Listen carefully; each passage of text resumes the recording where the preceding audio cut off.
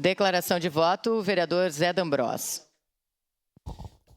Senhora presidente, nobres colegas, eu gosto muito dos exemplos práticos da vida e minha filha foi jovem aprendiz ali, hoje estuda na URGS. Então, nós tivemos aqui a semana passada a presença do Murialdo. Nós precisamos de centros de formações jovens na cidade. Então, quero também valorizar os 300 mil que a deputada Denise Pessoa já repassou para o município, para que nós tenhamos lá no Vila IP um centro de formação jovem. Não posso concordar que a cidade tenha mais de 75 mil pessoas inscritas no cadastro único. Então, centro de formação jovem, o próximo governo com certeza vai ter que trabalhar muito. E eu fui numa formatura de garçons que eram moradores de rua.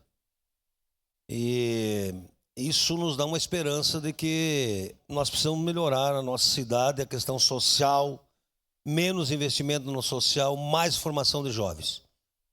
Precisamos incentivar a formação de jovens em nossa cidade.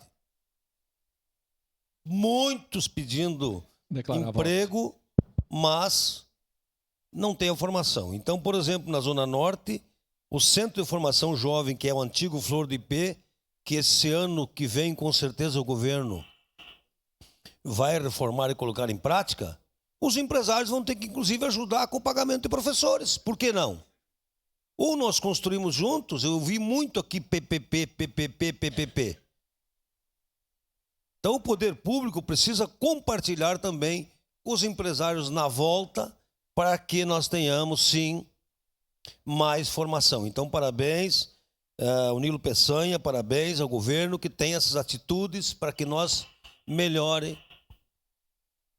a nossa cidade. Obrigado. Declaração de